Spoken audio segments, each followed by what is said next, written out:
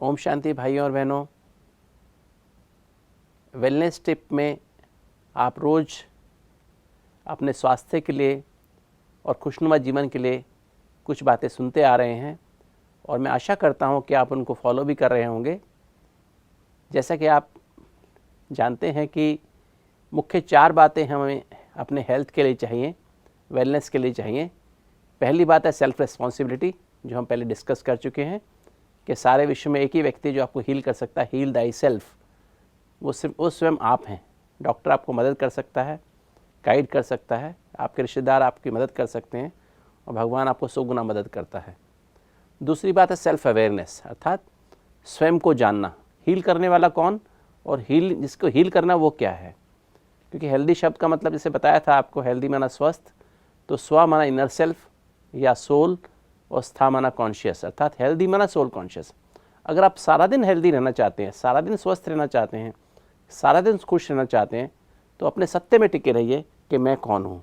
मैं देह नहीं हूँ, मैं एक आत्मा हूँ, मैं बीइंग हूँ, मैं ह्यूमन बॉडी नहीं हूँ, मैं बीइंग हूँ। तो जितना आप इस बात को अपने आप को रियलाइज़ करेंगे, अपने आप को चमकता हुआ सितारा महसूस करेंगे मस्तक के बीच में, तो उससे जो सातों एनर्जी हैं आत्मा की, ज्ञान, पवित्रता, शांति, प्रेम, सुख, आनंद और शक्तियाँ अपनी हर सेल में बहते हुए महसूस करेंगे, तो उतना ही आप हेल्दी रहेंगे और हैप्पी रहेंगे। तीसरी बात हमने कही थी मल्टी डायमेंशनल अप्रोच, कि हमारी अप्रोच जो है वो वन डायमेंशनल नहीं होना। जैसे आज की मॉडर्न मेडिसिन की अप्रोच है वो वन डायमेंशनल है, वो सिर्फ बॉडी का इलाज करती है। अब जब हमने अपने आप को हील करना है तो हमें शक्ति चाहिए, स्व सशक्तिकरण चाहिए, सेल्फ एम्पावरमेंट चाहिए। और सेल्फ एम्पावरमेंट आती है ट्रुथ से। और ट्रुथ कहाँ से आता है? जैसे कि आप सभी जानते हैं कि सत्यम शिवम सुंदरम, या कहते हैं God is truth, universal truth. कहते हैं ना गॉड इज़ ट्रुथ। गॉड सदा सत्य है, वो ना कभी पैदा होता है, ना कभी मरता है और ना कभी परिवर्तन होता है। एक चौथा एस्पेक्ट और एक आज आप जान लीजिए, बहुत इंपॉर्टेंट है, कि हम सभी के अंदर हाइपोथैलेमस है, दोनों ब्रेन का control room, right brain left brain का कंट्रोल रूम, वो हाइपोथैलेमस है। उसमें एक घड़ी लगी हुई है जिसको हम बायोलॉजिकल क्लॉक कहते हैं, जैविक घड़ी भी कहती हैं। उसमें सोने का समय है, उठने का समय है, सुबह मेडिटेशन करने का समय है, प्लानिंग करने का समय है, उसमें आपको वॉकिंग करने का समय है, उसमें नाश्ता करने का समय है, घर या ऑफिस में काम करने का समय, लंच करने का समय, डिनर करने का समय, हर चीज़ का उसमें समय है। अगर उस बायोलॉजिकल क्लॉक को हम फॉलो करते हैं तो कम ऊर्जा में हम ज़्यादा काम कर सकते हैं।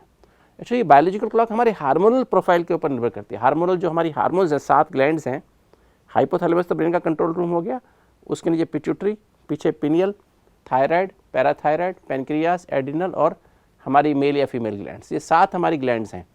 और इसका जगह अगर ये हम यहाँ पर सोल कॉन्शियस रहते हैं और शांति, प्यार, खुशी की अनुभूति जो आत्मा के साथ एनर्जी वो हमारे अंदर भरपूर रहती हैं, तो यह हार्मोनल ऑर्केस्ट्रा, जैसे कहते हैं सारे गामा पा धा नि सा, ये सारा का सारा एकदम म्यूजिकल ऑर्केस्ट्रा एकदम बढ़िया काम करता है। हार्मोनल ऑर्केस्ट्रा, हमारा जीवन म्यूजिक बन जाता है।